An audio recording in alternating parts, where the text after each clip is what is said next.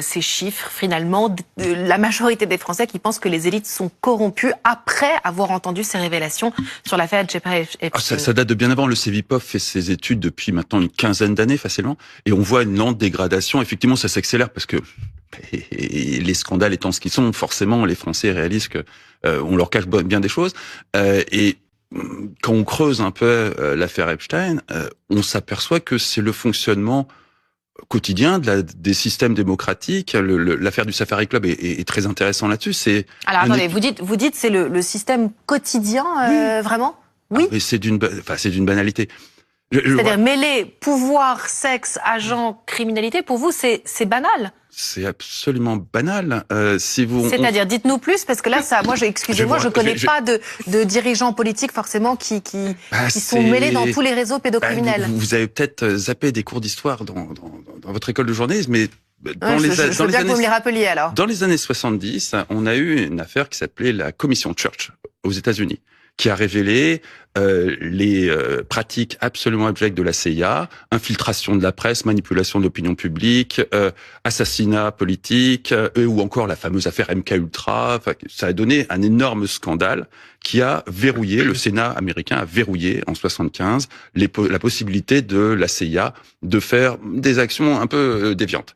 Le résultat, c'est qu'Henry Kissinger, qui était le grand Sherpa de la diplomatie américaine à l'époque, a réuni la France et les monarchies du Golfe pour continuer les actions de lutte contre les soviétiques et le communisme, notamment sur l'Afrique et le Moyen-Orient. Ça a donné ce qu'on a appelé Safari Club. Se sont joints à cette alliance entre les Saoudiens et les Français les services de l'Iran, du Shah, les services de l'Égypte de Sadat et les services marocains de Hassan II, et tout ce petit monde, des années durant, a orchestré les bases œuvres de la guerre froide du camp occidental sur deux continents, le Moyen-Orient et l'Afrique. Donc pour vous, c'est pas cette affaire Epstein, finalement, c'est dans la lignée des choses, ça ne vous étonne pas? Epstein, dans l'histoire, était, entre son passage à Bernstein et le moment où il est devenu indépendant, était l'un des grands magiciens de la finance de l'époque pour déplacer des fonds occultes, ce qui à l'époque n'était pas quelque chose que les services de renseignement maîtrisaient, c'est pour ça qu'il apportait des compétences précieuses, et puis il avait une compétence clé qu'il mettait en avant dès sa première entreprise à sa sortie de Bernstein, qui était récupérer les fonds cachés par des dictateurs de façon à récupérer des produits financiers. On trouve même les traces de cette activité sur les fonds de Muammar Kadhafi en Libye, où il échangeait dans les emails qui ont été récemment mis sur la place publique,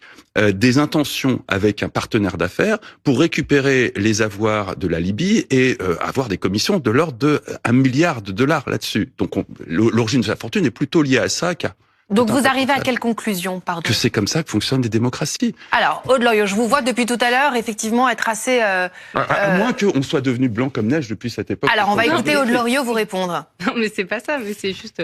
Là, on parle aussi de pédocriminalité. Mais on s'en fout, c'est un détail. Mais c'est pas un détail du tout. On ne peut pas dire ça sur un plateau de télévision, c'est pas un détail, la pédocriminalité. C'est pas du tout un détail. Géopolitique de ce que ça révèle. Excusez-moi, des dizaines et des milliers de victimes dont on retire le passeport et qui sont violées, c'est pas un détail de l'histoire. Si, c'est un arbre qui cache la forêt. Alors, le réel problème qui pose problème aux démocraties, c'est le fonctionnement interne dans lequel ces filles sont juste une façon de faire du business. À l'époque du Safari Club, les jeunes filles étaient dans l'apanage du fameux Adnan Khashoggi, l'oncle de Jamal Khashoggi, qui était le grand chef d'orchestre de tout ça et qui donnait des fêtes prestigieuses. Alors, effectivement, pour les Français qui vous écoutent, Raphaël Grabli, on a l'impression qu'effectivement tout ça fait partie d'un grand système, et déjà que les Français ont tendance à être un peu complotistes en ce moment. Mais c'est pas du complotisme, c'est documenté. Il y a une douzaine de bouquins qui parlent de ça. Des bouquins écrits par des confrères à vous, comme Christine Ockrent, dans les années 80, qui a recueilli les mémoires du patron des renseignements français de l'époque.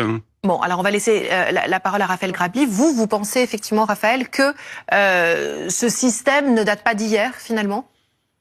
C'est pas... Enfin, je suis un peu gêné par ce qui vient d'être dit. C'est de l'histoire, Raphaël. Alors, c'est dans les livres d'histoire ce que je viens de dire. J'ai lu aussi, je me suis aussi documenté sur le sujet. Je pense